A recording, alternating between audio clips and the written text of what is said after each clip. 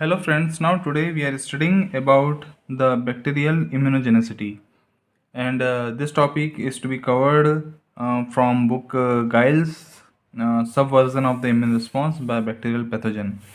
So the immune response is in terms of innate system and adaptive system, as you know that it works against the pathogen, but sometimes the bacteria is also invading and escaping from this immune system. ठीक है, तो कहीं ना कहीं bacteria भी cell के बाहर या फिर सेल के अंदर रह करके इस इम्यून सिस्टम के साथ लड़ते हुए या इस इम्यून सिस्टम को इन्वेट करते हुए अपना खुद का जो है मैकेनिज़्म फॉलो करता है, ग्रोथ करता है, साथ में होस्ट सेल को भी डैमेज करता है। तो इसमें एक टर्म आता है एपोप्टोसिस। एपोप्टोसिस मतलब ये होता है कि एपोप्टोसिस यानी सेल डेथ। जब बैक्टीरिया सेल के अंदर रह करके अपना पूरा साइकिल यूज़ करता है, तब तक एपोप्टोसिस नहीं हो, ऐसा होना बैक्टीरिया के लिए हेल्पफुल होता है।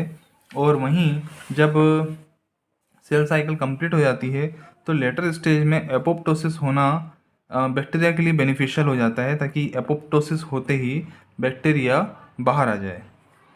हमारी बॉडी में दो टाइप के इम्यून सिस्टम वर्क करते हैं। पहला होता है इन्नेट और दूसरा होता है एडेप्टिव। तो इसको हम समझ लेते हैं कि इन्नेट इम्यून सिस्टम में क्या होता है। Innate defense consist of cell and secreted substance that are not specific for particular pathogen. Innate immune system कभी भी किसी पर्टिकुलर पैथोजन के स्पेसिफिक नहीं होता। इसके अगेंस्ट में कभी मेमोरी सेल नहीं बनती, और अगर सेकेंड टाइम वापस से री एक्सपोजर होता है तो सेम मैग्नीट्यूड या काइनेटिक्स का जो है इम्यून रिस्पॉन्स देखने को मिलता है। इन्नेट डिफेंस मैकेनिज्म में बैक्टीरिया पेनिट्रेशन से लेकर के जितने भी हिंड्रेंस है वो होते हैं, जैसे कि जो एपिथेलियल बैरियर है, या फिर म्यूकस मेम्ब्रेन से क्लियरेंस है, या फिर बैक्टीरिया की ट्रैपिंग है म्यूकस से, या फिर सिलिएटेड एपिथेलियल सेल्स से वो बैक्टीरिया को अंदर नहीं जाने देते हैं। एंटी माइक्रोबियल पेप्टाइड्स कुछ होते हैं जो कि बैक्टीरिया की को एंट्री से रोकते हैं, फिर उसकी ग्रोथ से भी रोकते हैं, ग्रोथ भी नहीं होने देते। कंप्लीमेंट कंपोनेंट्स इसमें आते हैं, नेचुरल किलर सेल्स इसमें आती है, phagocytic cells such as neutrophils and macrophages इसमें आते हैं। तो ये सारा का सारा है इननेट में। एडेप्टिव डिफेंस में क्या होता है, immune response that are clonally defined, मतलब जो एक पर्टिकुलर एंटीजन के अगेंस्ट में टी सेल और बी सेल का क्लोन्स बनता है, और इसमें फाइनली बाद में मेमोरी सेल्स बनती हैं। और नेक्स्ट टाइम अगर जो पैथोजन आता है तो जो मैग्नीट्यूड है वो उसकी जो काइनेटिक्स है वो बहुत ज़्यादा होगी। तो इसमें एंटीजन प्रेजेंटिंग सेल्स होती हैं। यहाँ पर एंटीजन प्रेजेंटिंग सेल्स फेगोसाइटोसिस नहीं करती, प्रेजेंट करती है। जैसे कि हमने इननेट में पढ़ा कि फेगोसाइटोसिस ही हो जाता है। फेगोसाइटोसिस कौन करता है, मैक्रोफेज करते हैं, साथ में न्यूट्रोफिल्स करते हैं। पर यहाँ पर क्या है, एडेप्टिव में एंटीजन प्रेजेंटिंग सेल्स आती हैं जो कि एमएससी कॉम्प्लेक्स के थ्रू लिम्फोसाइट्स को यानी टी सेल को अपने जो एंटीजन प्रोसेस करके उनको शो ऑफ करती हैं, ताकि जो टी सेल्स हों वो कहीं ना कहीं इन बैक्टीरिया को या फिर जो पैथोजन है उसको किल कर सके। इसके बाद कैसे किल कर सकती हैं भाई, साइटोकाइन रिलीज करके, है ना। फिर एंटीबॉडी डिपेंडेंट सेल साइटोटॉक्सिसिटी होती है, कंप्लीमेंट सिस्टम एक्टिवेशन होता है। तो यहाँ पर भी वो सब चीज़ें होती है। तो बैक्टीरिया कैसे इवेजन करता है इन सब से, तो subversion of the immune response करता है। सबसे पहला है evasion of anti microbial peptides. So the bacteria कैसे इन्नेट इम्यून रिस्पॉन्स का सबवर्जन करते हैं। तो सबसे पहले हम इन्नेट इम्यून रिस्पॉन्स के बारे में जो subversion mechanisms of the bacteria है उसको पढ़ेंगे। तो फर्स्ट है evasion of anti microbial peptides. तो मैंने जैसे भी आपको बताया कि जो इन्नेट इम्यून सिस्टम है उसमें मेमोरी नहीं बनती, फेगोसाइटोसिस जो है वो होता है with the help of macrophage and neutrophils.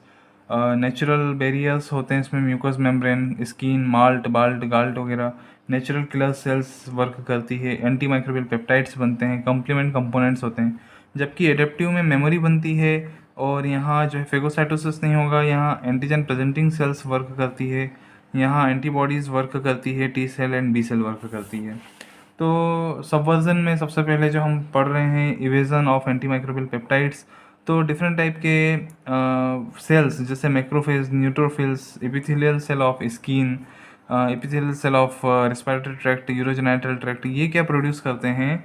ये बीटा डिफेंसिन प्रोड्यूस करते हैं और ये एक एंटी माइक्रोबियल पेप्टाइड है। ऐसे बहुत सारे एंटी माइक्रोबियल पेप्टाइड जो होती है हमारी बॉडी सिक्रीट करती है, तो या सिंथेसाइज करती है। तो ये बीटा डिफेंसिन कब एक्टिवेट होता है? जब कोई भी ग्राम नेगेटिव जो है एलपीएस वगैरह वो TLR4 से बाइंड होता है, और जब TLR4 के साथ यानी टोल लाइक रिसेप्टर के साथ जब बाइंड होता है तब ये एक्टिवेट करता है बीटा डिफेंसिन को। बीटा डिफेंसिन जो है बाद में NF कप्पा बीटा पाथवे को एक्टिवेट करता है। लेकिन ये देखा गया है कि जैसे अब हम एपिथेलियल सेल्स की बात कर रहे हैं, तो एपिथेलियल सेल्स में for example in the trachea Bordetella bronchiseptica जो होता है ये टाइप 3 सिक्रेटरी सिस्टम से कुछ प्रोटीन्स रिलीज़ करता है। ये इंजेक्टोसोम्स होते हैं टाइप 3 सिक्रेटरी सिस्टम्स, जो कि इंजेक्ट करता है होस्ट सेल के अंदर अपने प्रोटीन्स। और ये प्रोटीन्स क्या करते हैं? They reduce expression of beta defensin. या फिर ये कहें जो स्टेफाइलोकाइनेज है, ये स्टेफाइलोकोकस ऑरियस से रिलीज़ होता है। और ये हमने पहले भी पढ़ा है, स्टेफाइलोकाइनेज जो होता है इसमें ये क्या करते हैं? ये दे बाइंड्स विद द बीटा डिफेंसिन्स। हमने ये स्ट्रेप्टोकाइनेस यहाँ पर भी पढ़ा है पहले के हमारे इन्वेजिन्स वाले वीडियो में। इसमें जो स्ट्रेप्टोकाइनेस या स्टेफिलोकाइनेस होता है वो प्लाज्मिनोजन को प्लाज्मिन में कन्वर्ट करता है, और इसके कारण जो है फाइब्रिन क्लॉट का ब्रेकडाउन होता है। तो जो क्लॉट अगर बनता है तो वो उसका ब्रेकडाउन हो जाता है। नाउ बैक्टीरिया की नेक्स्ट मैकेनिज्म है impairment of tracheal clearance. Normally जो ट्रेकिया है उसमें म्यूकस मेम्ब्रेन्स होती हैं, म्यूकस रिलीज होता है और वो कहीं ना कहीं कफिंग और स्नीजिंग के थ्रू बाहर हो जाता है अगर कोई पैथोजन इंटर हुआ तो। लेकिन इन केस ऑफ बॉर्डरटेला पर्ट्यूसिस क्या होता है कि ट्रेकियल साइटोटॉक्सिन्स ये रिलीज़ करते हैं, ट्रेकियल साइटोटॉक्सिन्स, जो कि सेल के अंदर नाइट्रिक ऑक्साइड का सिंथेसिस करते हैं। और नाइट्रिक ऑक्साइड जो होता है इट में leads to impairment of clearance. ऐसे ही स्यूडोमोनास एरोजिनोजा है, वो डिफरेंट टाइप के टॉक्सिक या फिर कुछ कंपाउंड्स रिलीज करता है जिसको हम रेमनोलिपिड कहते हैं, पायोसाइनिन कहते हैं और 1-हाइड्रोक्सीफिनाजीन कहते हैं। ये क्या करता है? It stop ciliary beating. ऐसा ही एक बैक्टीरिया है माइकोप्लाज्मा। माइकोप्लाज्मा क्या करता है? डीअरेंजमेंट ऑफ सिलेरी फंक्शन करता है। इसके अलावा there is third mechanism adhesion and penetration of epithelial barrier. बहुत सारे बैक्टीरिया ऐसे हैं जो एडेसिन्स के थ्रू एडेशन करते हैं, है ना। तो एपिथेलियल सेल्स में एडेशन करने वाले जो एडेसिन्स हैं बैक्टीरिया के, तो हमें पता है जैसे जो एडेशन करते हैं वो कैप्सूल करता है या फिर स्लाइम लेयर करता है, बायोफिल्म करता है, ग्लाइकोकेलिक्स करता है, या फिर ग्राम पॉजिटिव का टेकोइक एसिड करता है, या फिर बहुत सारे फिम्ब्री हैं, पाइलीज हैं। तो इसमें हम बात करेंगे जैसे स्टेफाइलोकोकस है, स्टेफाइलोकोकस से एडेसिन्स रिलीज़ होते हैं जो कि कैसे भी करके इन एपिथेलियल सेल पर बाइंड हो जाते हैं। ये एपिथेलियल सेल्स हमारी स्किन पर होते हैं और स्किन का जहाँ पर भी ब्रीच हुआ वहाँ पर बाइंडिंग होगी और ये कोशिश करेंगे कि कैसे भी करके ये एंट्री करें। तो स्टेफाइलोकोकस एडेसिन्स प्रोड्यूस करते हैं। एंट्रोटॉक्सिजेनिक ई कोलाई की बात करें तो इंटेस्टाइन में जो ई कोलाई जाते हैं वो इंटेस्टाइनल वॉल से फिम्ब्रिया से अटैच होते हैं।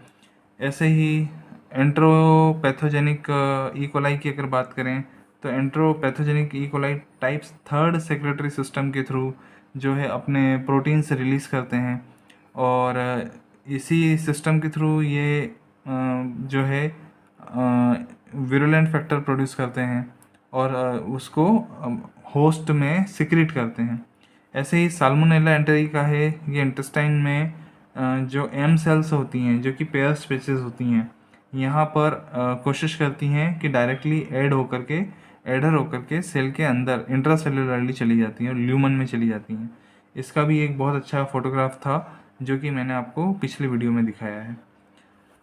इसके बाद कुछ बैक्टीरिया ऐसे होते हैं जो complement mediated opsonization, chemotaxis, killing and adjuvanted effect को का इवेजन करते हैं। तो हमें पता है कि कम्प्लीमेंट सिस्टम में 3 मैकेनिज्म होते हैं, एक क्लासिकल पाथवे, एक अल्टरनेटिव पाथवे और एक लेक्टिन पाथवे। कहीं कहीं पर क्लासिकल पाथवे और लेक्टिन पाथवे को एक ही पाथवे माना गया है। ये लेक्टिन पाथवे या क्लासिकल पाथवे तब एक्टिवेट होता है जब एंटीजन एंटीबॉडी कॉम्प्लेक्स बनता है। तो कम्प्लीमेंट सिस्टम क्या क्या वर्क करता है? ये वर्क करता है सबसे पहला तो ऑप्सोनाइजेशन का। तो कम्प्लीमेंट कैस्केड जो है ऑप्सोनाइजेशन करता है विद द डिफरेंट एंटीबॉडीज़। वैसे ये जो तीनों मैकेनिज़्म हैं ये इनेट मैकेनिज़्म है, तो ये ऑप्सोनाइजेशन सीधा भी करता है विदाउट एंटीबॉडीज़। दूसरा एनाफाइलोटॉक्सिन्स रिलीज़ करता है जैसे C3A, C5A वगैरह जो एनाफाइलोटॉक्सिन्स होते हैं। इसके अलावा मैक बनाता है, यानी कि मेम्ब्रेन अटैक कॉम्प्लेक्स, एक पोर होता है, pore like structure, porins like structure होते हैं ये, तो इसके कारण सेल डेथ होती है। कम्प्लीमेंट इसके अलावा जो है कीमोटैक्सिस करता है, तो कीमोटैक्सिस के लिए कीमो अट्रैक्टेंट बनाता है ये कम्प्लीमेंट सिस्टम, और also development of adaptive immunity करता है। तो एडेप्टिव इम्यूनिटी को कैसे डेवलप करता है? जैसे फर्स्ट है targeting foreign material to APC, कोशिश करेगा कि फॉरेन मटेरियल को टारगेट करके ये एंटीजन प्रेजेंटिंग सेल की तरफ ले जाए। दूसरा ये क्या करता है? Enhancing B cell activation. और तीसरा क्या करता है? इंक्रीज एंटीबॉडी रिस्पॉन्स, कोशिश करता है कि एंटीबॉडी से ऑप्सोनाइजेशन हो। पर बैक्टीरिया कहीं ना कहीं इस पूरी मैकेनिज़्म को ब्लॉक कर सकते हैं, और इसको हम वन बाय वन स्टडी करेंगे। Now we are studying one by one. First is the inhibition of activation of classical complement pathway. तो क्लासिकल complement pathway का जो नॉर्मल एक्टिवेशन होता है उसके लिए स्टार्टिंग में जो complement का पहला complement है वो है C1q। ये बाइंड होता है बैक्टीरियल सेल वॉल से या लिपोटिकोइक एसिड से, या जो सी रिएक्टिव प्रोटीन्स होते हैं ये बाइंड हो जाते हैं बैक्टीरियल फॉस्फोकोलिन से, या फिर एंटीजन एंटीबॉडी कॉम्प्लेक्स बनता है। तो इसमें भी सभी में एंटीजन एंटीबॉडी कॉम्प्लेक्स ही बनता है। सी रिएक्टिव प्रोटीन्स भी एंटीजन के साथ बाइंड होकर के एंटीजन एंटीबॉडी कॉम्प्लेक्स ही बना रहे हैं यहाँ पे, या एंटीजन प्रोटीन कॉम्प्लेक्स बना रहे हैं, that ultimately leads to formation of complex and there is activation of classical and lectin pathway.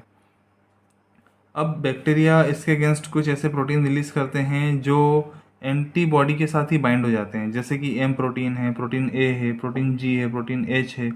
M protein एक फाइब्रोनेक्टिन बाइंडिंग प्रोटीन है जो स्ट्रेप्टोकोकस इक्वाई से रिलीज होता है। प्रोटीन ए स्टेफाइलोकोकस ऑरियस से रिलीज होता है। प्रोटीन जी, प्रोटीन एच स्ट्रेप्टोकोकाई से रिलीज होता है। ये एंटीबॉडी के एफसी पोजीशन से बाइंड होते हैं और एंटीबॉडी अनअवेलेबल हो जाती है। इसके अनअवेलेबल होने पर कॉम्प्लेक्स बन नहीं पाता, एंटीबॉडी न्यूट्रलाइज हो जाती है, जिसके कारण ये जो है अब C1q के साथ बाइंड नहीं हो पाता। C1q के साथ बाइंड नहीं होता तो C1q एक्टिवेट नहीं होता तो there is a blocking of complement pathway. इसमें और भी एग्जांपल्स हैं कॉम्प्लीमेंट पाथवे को, क्लासिकल पाथवे को इनहिबिट करने के लिए बैक्टीरिया के पास में। If you are interested then you should read the book that is Giles pathogenesis of bacterial infection in animals. So I will just put some examples here. The second example from inhibition of alternative pathway. तो अभी हमने पढ़ा classical pathway या lectin pathway, अब हम पढ़ रहे हैं अल्टरनेटिव पाथवे। तो इसमें किस टाइप से बैक्टीरिया जो कॉम्प्लीमेंट सिस्टम है उसको एक्टिवेट होने से रोकते हैं? तो by producing sialic acid that inactivate C3 convertase complex because complement factor H binds to sialic acid. Normally जो सियालिक एसिड है अगर वो बनता है तो ये सियालिक एसिड जो होता है वो इनहिबिट करता है फैक्टर H को C3 कन्वर्टेज से बाइंड होने के लिए। तो बैक्टीरिया क्या करते हैं? ये सियालिक एसिड बनाते हैं, तो इसके कारण फैक्टर H नॉर्मली बाइंड होता है C3 कन्वर्टेज से, पर यहाँ फैक्टर एच C3 कन्वर्टेज से बाइंड नहीं हो पाएगा, फैक्टर एच सिलिक एसिड से बाइंड हो जाएगा। तो ऐसे में जो C3 कन्वर्टेज है वो इनएक्टिवेट हो जाता है और there will be inhibition of alternative pathway. So there are so many examples, step by step there are so many steps are going on in alternative pathway. ये पूरा जो pathway है इसमें अलग अलग factors हैं और इन अलग अलग factors में अलग अलग जगह पर ब्लॉक करता है बैक्टीरिया। तो now next I will discuss inhibition of C3 and C5 convertase. So now comes to the inhibition of C3 and C5 convertase. C3 and C5 convertase का जो मेन रोल होता है वो होता है कीमोटेक्सिस में, एनाफाइलोटॉक्सिन्स होते हैं ये, देन ये इनिशिएशन ऑफ मेक कॉम्प्लेक्स, मतलब फाइनली जो पोरिन्स बनते हैं उससे मेम्ब्रेन अटैक कॉम्प्लेक्स, तो उससे ये मेम्ब्रेन को डैमेज करते हैं। तो C5A फॉर एग्जांपल C5A एनाफाइलोटॉक्सिन भी है और एक कीमोटेक्टिक फैक्टर भी है फॉर न्यूट्रोफिल्स। अब होता क्या है कि जैसे C3 है, C5A है, इनके साथ बाइंडिंग होती है। जो C3B है इसके साथ में extra cellular fibrinogen binding proteins bind होते हैं और ये रिलीज होता है स्टेफाइलोकोकस ऑरियस से, C3B से बाइंड होता है, फाइनली फ्रेगमेंटेशन ऑफ C3B करता है। ऐसे ही स्टेफाइलोकोकल कम्प्लीमेंट इनहिबिटर है जिसको हम सिन कहते हैं, SCIN। ये B एंड C दो टाइप के होते हैं। ये C3 कन्वर्टेज से बाइंड होते हैं और फर्दर ये आगे की प्रोसेस को प्रिवेंट करते हैं।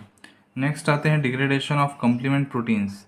तो बहुत सारे कम्प्लीमेंट प्रोटीन्स का डिग्रेडेशन करने वाले प्रोटीन्स बनाए गए हैं बैक्टीरिया द्वारा, जैसे हम कहते हैं PGTE और SPEB। तो PGTE का फुल फॉर्म है surface associated protease of staphylococcus enterica और SPEB का फुल फॉर्म है that is produced by staphylococcus pyogenes. तो इसका काम क्या होता है इन दोनों का, सरफेस प्रोटीन्स का? ये प्लाज्मिनोजन को प्लाज्मिन में भी कन्वर्ट करते हैं, साथ में ये ब्रेक डाउन करते हैं C3B, C4B, C5 host protein, IgG, प्रॉपर्डीन, C3 और C3B का। नाउ नेक्स्ट आते हैं इनहिबिशन ऑफ एनाफाइलोटॉक्सिन। तो मेन पोटेंट एनाफाइलोटॉक्सिन कौन है? C5A। C5A का इनहिबिशन कौन करता है? चिप्स। चिप्स किससे रिलीज होता है? स्टेफाइलोकोकस ऑरियस से। इसका फुल फॉर्म है chemotaxis inhibitory proteins. Okay, chemotaxis inhibitory proteins. इसके बाद नेक्स्ट है inhibition of membrane damage by MAC. तो जो मेम्ब्रेन डैमेज का काम होता है वो कितनी बार, जैसे मान लीजिए इंट्रासेलुलर पैरासाइट है तो ऐसे में मेम्ब्रेन अटैक कॉम्प्लेक्स बनता है और वो अपनी सेल को डैमेज करता है, जिसके कारण जो है बैक्टीरियल सेल सर्वाइव नहीं कर पाती है।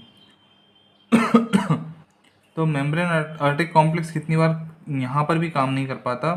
For example smooth colonies, LPS में ओ चेन होती है हमें पता है, लेकिन LPS में जब लॉन्ग ओ चेन होती है तो स्मूथ कॉलोनीज बनती है बैक्टीरिया की।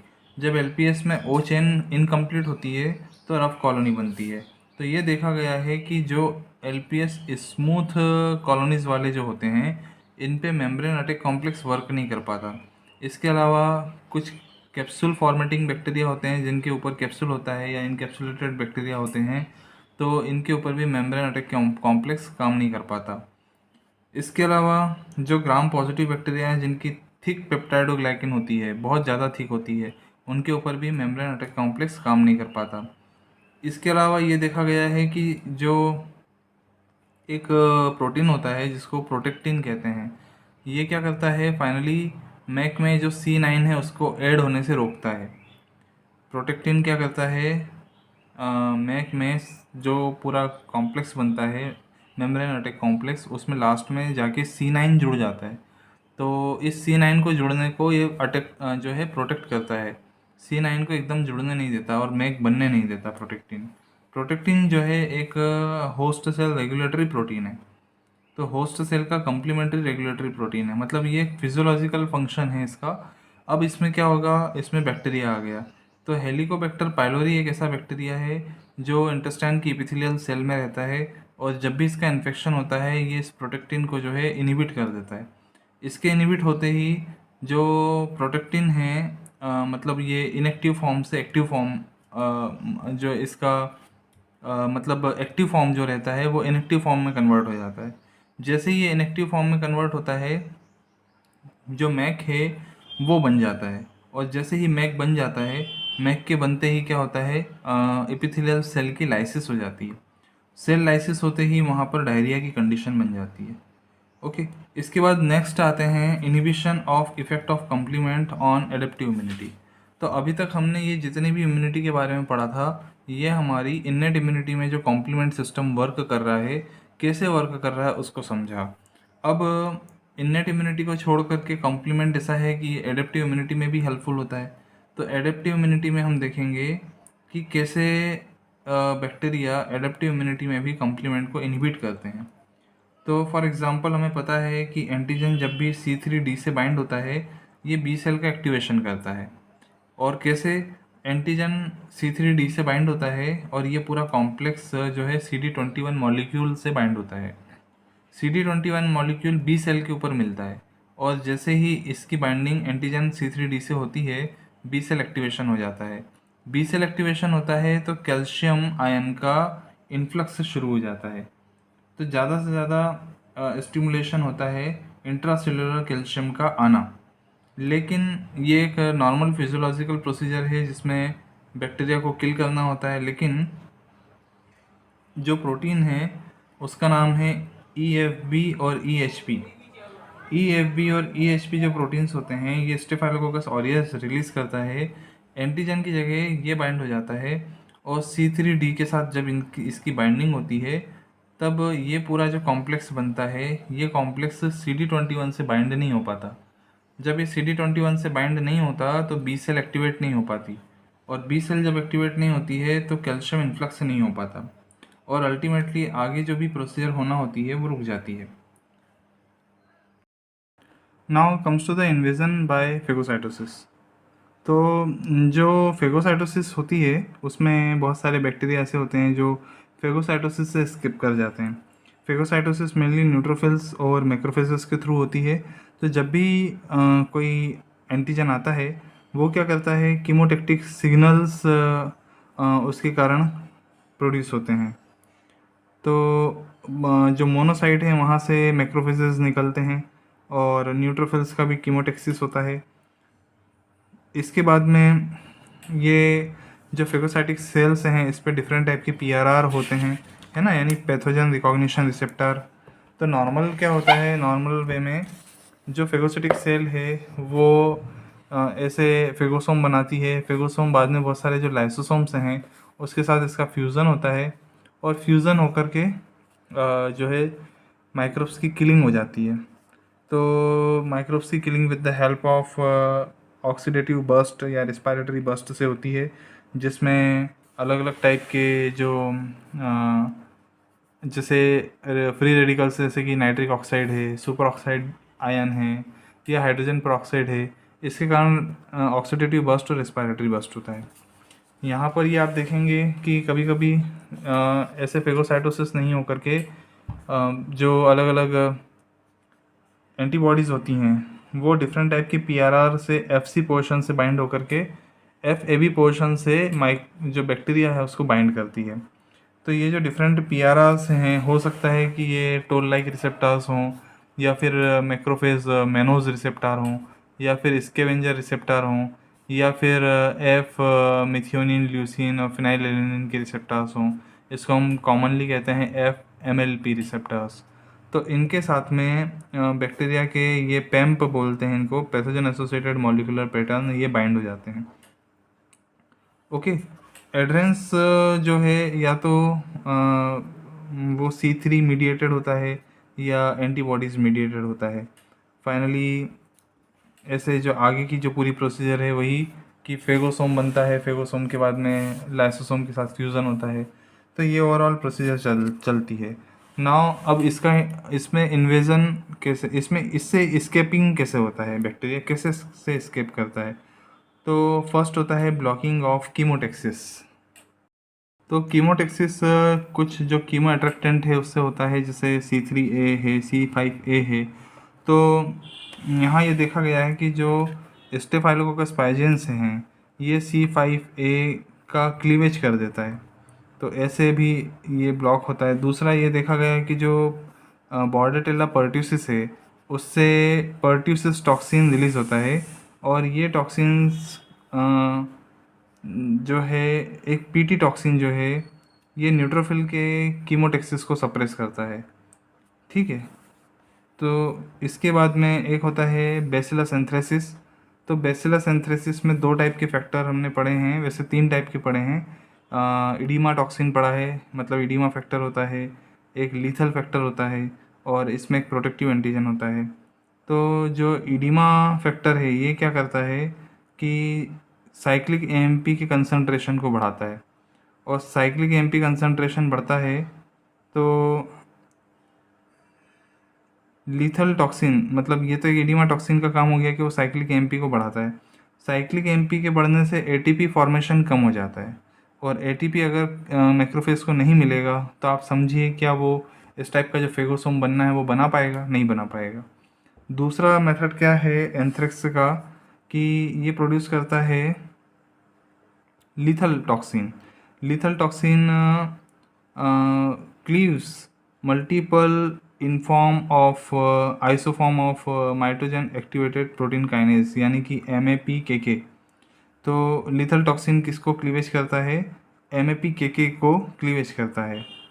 तो फाइनली इससे क्या होगा, जो प्रो इन्फ्लेमेटरी साइटोकाइंस हैं इसका एक्सप्रेशन नहीं होगा। इनका एक्सप्रेशन नहीं होगा तो जो न्यूट्रोफिल है वो उसकी मोटिलिटी नहीं होगी, क्योंकि कुछ साइटोकाइंस ऐसे होते हैं जो न्यूट्रोफिल को मोटाइल बनाते हैं, कीमो अट्रैक्टेंट की तरह काम करते हैं, है ना। तो इसके कारण जो न्यूट्रोफिल का ऑक्सीडेटिव बर्स्ट है वो मैकेनिज्म भी इनहिबिट हो जाएगा। ये पूरा मैकेनिज्म था हमने पढ़ा बेसिलस एंथ्रेसिस में। नाउ इवेजन ऑफ फेगोसाइटोसिस में ही जो नेक्स्ट मैकेनिज्म है वो है साइटोटॉक्सिक इफेक्ट अगेंस्ट फेगोसाइट्स। तो फेगोसाइट्स में रह करके बहुत सारे ऐसे बैक्टीरिया हैं जो साइटोटॉक्सिक इफेक्ट शो करते हैं, जैसे leukocidin production. Leukocidin production pneumococci, streptococci, staphylococci से होता है, जिसके कारण न्यूट्रोफिल्स का एपोप्टोसिस हो जाता है। तो ऐसे में पहली बात तो ये है कि अगर न्यूट्रोफिल्स नहीं रहेंगे तो कीमोटेक्सिस नहीं होगा, किसी भी टाइप का फेगोसाइटोसिस की एक्टिविटी नहीं होगी, तो ये ऐसे बैक्टीरिया सर्वाइव करेंगे। दूसरा क्या होगा, एंटी फेगोसिटिक एक्टिविटी होती है बहुत सारे बैक्टीरिया में, क्योंकि ये कैप्सूल प्रोड्यूस करते हैं। तो कैप्सूल क्या होता है, कैप्सूल एक पॉलीसेकेराइड, एक्सोपॉलीसेकेराइड होता है, और एक्सोपॉलीसेकेराइड होता है, और कैप्सूल कंप्लीमेंट मीडिएटेड ऑप्सोनाइजेशन को रोकता है। इसके बाद अगला मैकेनिज्म है फेगोसाइटोसिस से बचने का, वो है interfere with binding of FC receptor. तो FC रिसेप्टर से मैंने अभी आपको एक फोटोग्राफ बताया था कि नॉर्मली FC रिसेप्टर किससे बाइंड होता है, FC रिसेप्टर बाइंड होता है APC से। पर यहाँ पर क्या होगा, APC से बाइंड नहीं होकर के ये एक अलग टाइप के प्रोटीन से बाइंड हो जाएगा। वो जो अलग टाइप का प्रोटीन है वो ये बैक्टीरिया प्रोड्यूस करते हैं, जैसे M प्रोटीन प्रोड्यूस करता है स्टेफाइलोकोकस। इसके बाद प्रोटीन A प्रोड्यूस करता है Staphylococcus aureus. M protein Staphylococcus Streptococcus equi. Then protein A produce करता है स्टेफाइलोकोकस ऑरियस। प्रोटीन G और प्रोटीन E प्रोड्यूस करते हैं स्ट्रेप्टोकोकस स्पीशीज़। तो ये क्या करते हैं, FC पोर्शन के साथ बाइंड हो जाते हैं। तो ऐसे में प्रॉपरली फेगोसाइटिक सेल के साथ में इनका ऑप्सनाइजेशन नहीं हो पाता, या बाइंडिंग जो है नहीं हो पाती। इसके बाद प्रोटीन्स होते हैं SIR22 यानी SIR22 और ARP4, ये प्रोड्यूस करता है स्ट्रेप्टोकोकस पायोजेंस। तो इसके अलावा बीटा प्रोटीन प्रोड्यूस करता है group B streptococci. SSL7 protein produce करता है स्टेफाइलोकोकस ऑरियस। ये भी जो है FC पोर्शन से बाइंड होते हैं, लेकिन ये IgA से बाइंड होते हैं। ऊपर वाला जो था वो IgG से बाइंड होते थे। तो ऐसा अगर बाइंडिंग हो जाए FC पोर्शन से, तो FC पोर्शन जो है प्रॉपरली किसी फेगोसिटिक सेल से बाइंड नहीं हो पाएगा, और अगर बाइंड नहीं होगा तो फेगोसिटिक सेल जो होती है वो एक्टिवेट नहीं हो पाएगी। नेक्स्ट है फॉर्मेशन ऑफ बायोफिल्म। तो बहुत सारे बैक्टीरिया बायोफिल्म प्रोड्यूस करते हैं। For example Pseudomonas एरोजिनोसा।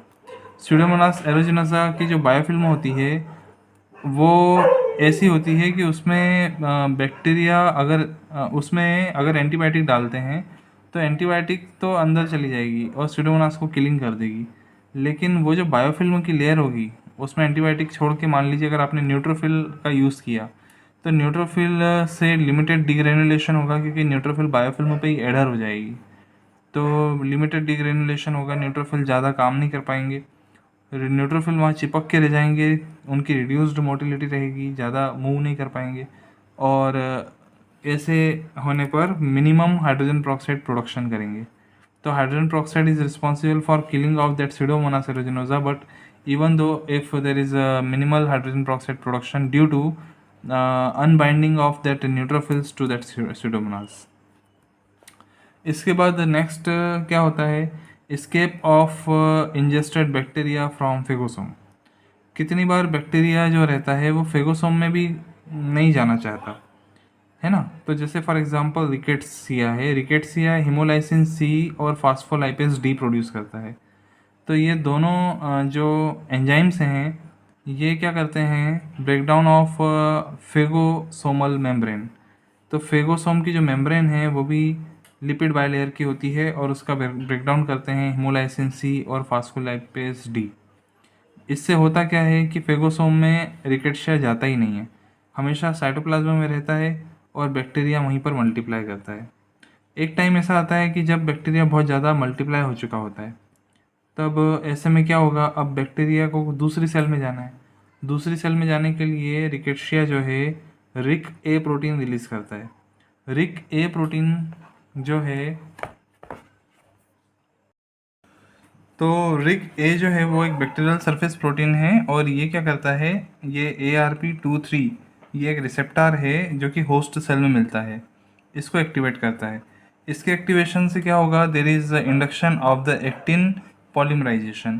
तो जो सेल के सरफेस होती है ना उसके इनर साइड में एक्टिन पॉलीमर्स होते हैं, उसका एक्टिवेशन होता है और ये इस टाइप से इन्वेजिनेशन करते हैं दूसरी सेल में। इस टाइप से ये बैक्टीरिया जो होता है वो चला जाता है, तो forcing bacteria to enter into the adjoining cell. जैसे ही एक्टिन पॉलीमराइजेशन होगा ये दूसरी सेल में मूव कर जाएगा बैक्टीरिया। इसके अलावा यही इस टाइप से मैकेनिज्म मिलती है इंट्रासेलुलर पैरासाइट लिस्टेरिया मोनोसाइटोजेनेज में। ये दो टाइप के टॉक्सिन, एक तो टॉक्सिन है और एक एंजाइम है प्रोड्यूस करता है। पहला है लिस्टेरियोसिन ओ, दूसरा है फास्फोलाइपेज एंजाइम।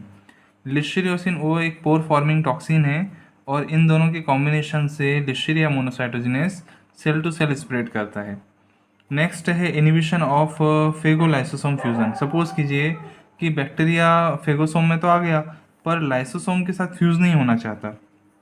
फॉर एग्जांपल माइकोबैक्टीरिया में ये देखा गया है कि कम्प्लीमेंट कंपोनेंट के साथ ये नॉर्मली बाइंड होता है। बाइंड होने के बाद में ये पूरा जो कॉम्प्लेक्स है ये CR1, CR3, CR4 receptor on macrophage से बाइंड होता है। मैक्रोफेज से जब बाइंडिंग होती है इसकी तो फेगोसोम का फॉर्मेशन होता है। फेगोसोम बाद में जो होता है लाइसोसोम से फ्यूज़ होना चाहिए लेकिन फ्यूज़ नहीं होता।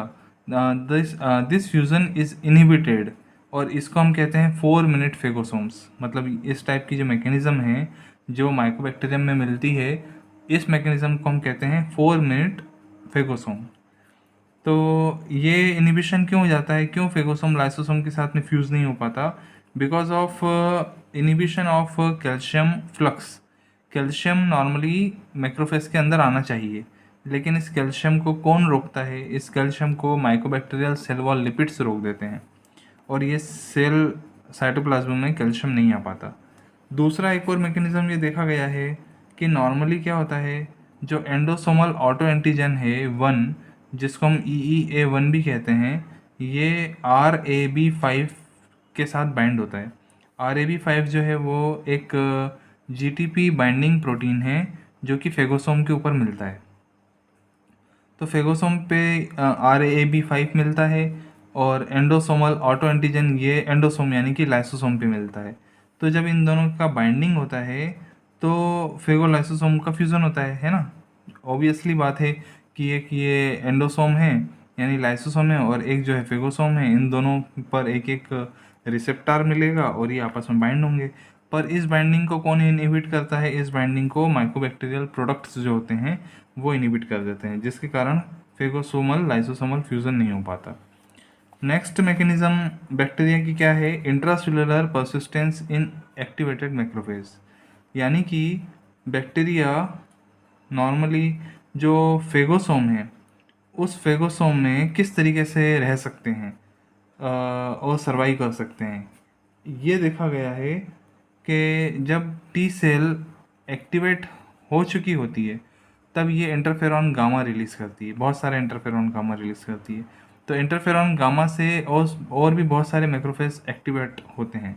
जब और भी बहुत सारे मैक्रोफेज एक्टिवेट होते हैं तो इंट्रासेलुलर बैक्टीरिया में जो फेगोसोमल पीएच कंसंट्रेशन है वो पीएच डाउन होके 4.5 तक चला जाता है बिकॉज ऑफ इंटरफेरॉन गामा। तो बैक्टीरिया अपने अंदर एक इस टाइप से मैकेनिज्म क्रिएट करता है जिससे इसका पीएच जो है 7 या उससे भी अबाव चला जाता है। कैसे होता है ये होता है सेरीन प्रोटीएज RV3671C से। सेरीन प्रोटीएज RV3671C से। इसके कारण क्या होता है, जैसे फॉर एग्जांपल माइकोबैक्टीरियम की हम बात करें तो माइकोबैक्टीरियम में ये सेरीन प्रोटीएज देखा गया है। ये ऐसे प्रोटीजेस क्या करते हैं, माइकोबैक्टीरियल के इंट्रासेलुलर पीएच को बढ़ा देते हैं और 7 तक ले आते हैं। तो एक ये मैकेनिज्म है। नेक्स्ट मैकेनिज्म होती है inhibition of oxidative burst in phagocytes. किस तरीके से फेगोसाइट्स के अंदर जो ऑक्सीडेटिव बर्स्ट है उससे एस्केप किया जा सके। नाउ नेक्स्ट है inhibition of oxidative burst in phagocytes. Phagocyte cells जो होती हैं मैक्रोफेजेस न्यूट्रोफिल्स, ये सुपर ऑक्साइड आयंस रिलीज करती हैं जो कि बैक्टीरियल सेल का लाइसिस करे। लेकिन यहाँ होता यह है कि जो सुपर ऑक्साइड डिसम्यूटेज है SODA और SODM, ये एंजाइम रिलीज करता है स्टेफाइलोकोकस ऑरियस, और स्टेफाइलोकोकस ऑरियस ये जो सुपर ऑक्साइड डिसम्यूटेज है इसको कन्वर्ट करता है वाटर में और ऑक्सीजन में। ऐसे करके इस ऑक्सीडेटिव बर्स्ट का इनहिबिशन होता है। तो अब हम बात करेंगे सबवर्जन ऑफ एडेप्टिव इम्यूनिटी की। अभी तक हमने बात करी सबवर्जन ऑफ इनेट इम्यूनिटी की। एडेप्टिव इम्यूनिटी में जो बैक्टीरिया हैं ये क्या क्या कर सकते हैं to prevent clonal expansion of the cell. कोशिश ये करते हैं कि क्लोन्स कम से कम बने ऑफ इम्यून सिस्टम के। दूसरा होता है limit the energy source and nutrients. Bacteria क्या करते हैं, एनर्जी सोर्स को डाउन कर देते हैं, न्यूट्रिएंट कम कर देते हैं। मैनिपुलेशन ऑफ साइटोकाइन एक्टिविटी, कोशिश करते हैं कि साइटोकाइन की एक्टिविटी में चेंज आ जाए। Immune mediated expression of cellular mediators, तो जो इम्यून मीडिएटेड एक्सप्रेशंस हैं सेल्यूलर मीडिएटर्स के वो चेंज कर दें। मैं वन बाय वन बात करता हूँ। सबसे पहले एंटीजेनिक वेरिएशंस की। तो माइकोप्लाज्मा बोविस सबसे स्मॉलेस्ट बैक्टीरिया है और इसकी जो जीन्स है, नंबर ऑफ जीन्स भी इसमें कम है, लेकिन फिर भी माइकोप्लाज्मा बोविस में ये क्वालिटी है कि वो उसका जो सरफेस एंटीजन है वो चेंज कर सकता है। इसमें जो डिफरेंट एमिनो एसिड सीक्वेंस है वो चेंज होते रहते हैं। ये प्लियोमॉर्फिक है तो मास भी इसका चेंज होता रहता है। अल्टीमेटली लिपोप्रोटीन वेरिएशन होने के कारण एंटीजेनिक सरफेस चेंज होती रहती है। इसके बाद सेकंड है एपोप्टोसिस और लाइसिस ऑफ लिम्फोसाइट्स। तो बैक्टीरिया कैसे भी करके कोशिश करते हैं कि सेल की एपोप्टोसिस हो जाए, होस्ट सेल की एपोप्टोसिस हो जाए। तो माइकोप्लाज्मा हिमोलिटिका A1 जो है ये केस्पास 9 डिपेंडेंट पाथवे और pore forming toxins of RTX family जैसे कि ल्यूकोटॉक्सिन्स वगैरह प्रोड्यूस करता है, जो कि RTX फैमिली से बिलोंग करता है। ये पोर फॉर्मिंग टॉक्सिन्स होते हैं जो फाइनली न्यूट्रोफिल और लिम्फोसाइट्स का एपोप्टोसिस करते हैं। तो ये माइकोप्लाज्मा हिमोलिटिका A1 में देखा गया है। इसके बाद में हम बात करेंगे दूसरे, जैसे for example bacillus anthracis LT यानी लीथल टॉक्सिन और इडिमा टॉक्सिन रिलीज करते हैं, जो कि लिम्फोसाइट, मैक्रोफेज, डेंड्राइटिक सेल का एपोप्टोसिस करता है। इसके बाद साल्मोनेला एंटेरिका सिरोवार टाइफीमेरियम जो है वो दो टाइप के प्रोटीन रिलीज करता है, SPI1 और SIPB, जो कि साल्मोनेला पैथोजेनेसिटी आइसलैंड 1 कहलाता है, SPI1। तो साल्मोनेला एंटेरिका ये जो टॉक्सिन प्रोड्यूस करता है, ये जो TISS सिक्रेटरी सिस्टम है, इसके थ्रू रिलीज होते हैं ये। और इसका काम ये होता है कि दे एक्टिवेट होस्ट सेल के पास वन सिस्टम, और इसके कारण एपोप्टोसिस होती है in the dendritic sales and macrophages. Next हम बात करेंगे इनिबिशन ऑफ लिम्फोसिटिक प्रोलिफरेशन। तो माइकोप्लाज्मा हिमोलिटिका A1 ऑर्गेनिज्म जो है वो ल्यूकोटॉक्सिन्स प्रोड्यूस करते हैं, और ये ल्यूकोटॉक्सिन्स एपोप्टोसिस करते हैं ल्यूकोसाइट्स का। इसके बाद हम बात करेंगे सुपर एंटीजेंस की। सुपर एंटीजेंस क्या होते हैं? बेसिकली ये प्रोटीन होते हैं, टॉक्सिक होते हैं, ये टॉक्सिक नेचर के होते हैं। तो प्रोटीन टॉक्सिन्स होते हैं, ये सीधे MSC क्लास सेकेंड से बाइंड हो जाते हैं विदाउट एनी प्रोसेसिंग। मतलब अभी तक जो मैक्रोफेजेस होते हैं वो किसी भी एंटीजन का प्रोसेसिंग करते हैं, पर इसका प्रोसेसिंग नहीं कर पाते, और ये एंटीजन सीधा MSC क्लास सेकेंड से बाइंड हो जाते हैं, जो कि TCR को प्रेजेंट होते हैं। TCR कहाँ पर है? T सेल पर है। तो जब ये TCR को प्रेजेंट होते हैं तो T सेल का एक्टिवेशन होता है, और ये देखा गया है कि लगभग out of 5 T cells 1 cell activate हो जाती है। नॉर्मल वे में ये होता है कि आउट ऑफ 10,000 T सेल्स में 1 सेल एक्टिवेट होती थी, पर यहाँ पर out of 5 cell 1 cell activate होती है। और जब टी सेल एक्टिवेट होती है तो ये डिफरेंट टाइप के साइटोकाइंस जैसे interleukin 2, interferon, gamma, tumour necrotic factor alpha release करती है, और इसके कारण जो है टॉक्सिक शॉक सिंड्रोम होता है। ये जो एग्जांपल्स हैं बैक्टीरिया के जो सुपर एंटीजन प्रोड्यूस करते हैं वो है स्टेफाइलोकोकस ऑरियस, स्टेफाइलोकोकस पाइजन्स, और इसके बाद माइकोप्लाज्मा एंटेराइटिस, माइकोप्लाज्मा आर्थराइटिडिस। तो ये कुछ बैक्टीरिया हैं जो कि सुपर एंटीजन प्रोड्यूस करते हैं। इसके अलावा स्ट्रेप्टोकोकस इक्वाई में देखा गया है, ये भी सुपर एंटीजन प्रोड्यूस करता है और स्ट्रेंगल कॉज करता है। तो स्ट्रेंगल एक डिसीज़ है जो कि हॉर्स की डिसीज़ है, और इस डिसीज़ में भी स्ट्रेप्टोकोकस इक्वाई जो है सुपर एंटीजन प्रोड्यूस करता है। नाउ अब नेक्स्ट बात करेंगे इफेक्ट ऑन साइटोकाइन एक्सप्रेशन पे। So in the effect of cytokine expression ये देखा गया है, देखो पहले मैं नॉर्मल बता देता हूँ कि जो टी हेल्पर सेल 1 होती है वो इंटरफेरॉन गामा रिलीज़ करती है, इंटरल्यूकिन 2 रिलीज़ करती है, और बहुत हायर लेवल पे करती है, जबकि इंटरल्यूकिन 4 और इंटरल्यूकिन 10 बहुत लोअर कंसंट्रेशन में रिलीज़ करती है। तो ये इंटरल्यूकिन ये जो टी हेल्पर सेल 1 है ये मैक्रोफेज को एक्टिवेट करते हैं for the intracellular killing of bacteria, और बी सेल को भी एक्टिवेट करते हैं जिसमें IgG का प्रोडक्शन बढ़ जाता है। अब टी हेल्पर सेल 2 की बात करें तो ये केवल बी सेल को एक्टिवेट करते हैं जिससे IgG और IgE का कंसंट्रेशन बढ़ता है। तो इससे आप ये समझ सकते हैं कि which one T helper cell is responsible for intracellular killing of bacteria. So definitely intracellular killing के लिए टी हेल्पर सेल 1 रिस्पॉन्सिबल होता है। पर ये तो था नॉर्मल कंडीशन में। अब एबनॉर्मल कंडीशन में क्या होता है, जैसे ही माइकोबैक्टीरियम ट्यूबरकुलोसिस या माइकोबैक्टीरियम लेप्री का इन्फेक्शन होता है, टी हेल्पर सेल 1 का एक्सप्रेशन कम हो जाता है और टी हेल्पर सेल 2 का एक्सप्रेशन बढ़ जाता है। That means it is favourable for the intracellular survival. दूसरा रोडोकोकस इक्वाई है, ये भी इंट्रासेलुलर सर्वाइवल है इसका। तो इसमें ये देखा है कि इसमें कोई टी हेल्पर सेल 1-2 का कोई कंसंट्रेशन चेंज नहीं हो रहा। इसमें हो क्या रहा है, इंटरफेरॉन गामा कम हो जाता है, इंटरल्यूकिन 10 बढ़ जाता है, और इंटरल्यूकिन 4 कम हो जाता है। तो हमें ये पता है कि इंटरल्यूकिन 10 कब ज़्यादा हो रहा है। देखिए टी हेल्पर सेल 1 जो है इंटरल्यूकिन 10 कम करता है, यानी कि डेफिनेटली यहाँ पर टी हेल्पर सेल 2 का इफेक्ट ज़्यादा है। टी हेल्पर सेल 1 जो इंटरफेरॉन गामा को बढ़ाता है, यहाँ पर देखिए इंटरफेरॉन गामा का लेवल भी कम है। तो ये दो चीज़ें इंडिकेट करती हैं कि डेफिनेटली टी हेल्पर सेल 1 जो है एक्सप्रेस ज़्यादा नहीं हुआ है, टी हेल्पर सेल 2 ज़्यादा एक्टिवेट हुई है। तो रोडोकोकस इक्वाई की कंडीशन में साइटोकाइन के एक्सप्रेशन में चेंज आता है। अब नेक्स्ट हम बात करेंगे subversion of T regulatory cell.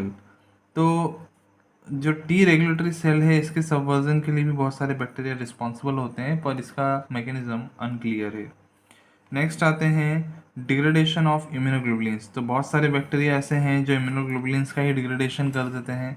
For example Haemophilus influenzae, Streptococcus pneumoniae और नाइसीरिया स्पीशीज प्रोटीएज रिलीज करते हैं। ये प्रोटीएज ह्यूमन IgA1 का फ्रेगमेंटेशन कर देता है, क्लीवेज कर देता है इनटू FC पोर्शन और FAB पोर्शन में। ऐसा करने से जो एंटीबॉडी की ऑप्सोनाइजेशन प्रॉपर्टी है या न्यूट्रलाइजेशन प्रॉपर्टी है वो खत्म हो जाती है। बहुत सारे बैक्टीरिया ऐसे हैं जैसे माइकोप्लाज्मा हेमोलिटिका A1, ये प्रोटीएज रिलीज करते हैं जो कि IgG1 का क्लीवेज करते हैं। यूरिया प्लाज्मा ऑफ डॉग, ये भी प्रोटीएज रिलीज करते हैं जो कि कैनाइन के IgA का क्लीवेज करते हैं। तो इस प्रकार से बैक्टीरिया कहीं ना कहीं इम्यून सिस्टम को इवेट करते हैं और कैसे भी करके स्केप करते हैं, और स्केप करके फाइनली अपने आप का प्रोटेक्शन करते हैं और वहाँ पर बैक्टीरिया मल्टीप्लाई होते हैं। होस्ट सेल में किस टाइप से बैक्टीरिया मल्टीप्लाई होते हैं, इसकी हमने एक पहला वीडियो बनाया था host cell pathogen bacterial pathogenicity का। अब ये जो दूसरा वीडियो है ये था बैक्टीरियल इम्यूनोजेनिसिटी का। तो ये दोनों वीडियो जो है काफ़ी helpful रहेंगे for just knowing about the bacterial immunogenicity and bacterial pathogenicity and for the bacterial survival. So I think you can also like this video. Thanks for watching.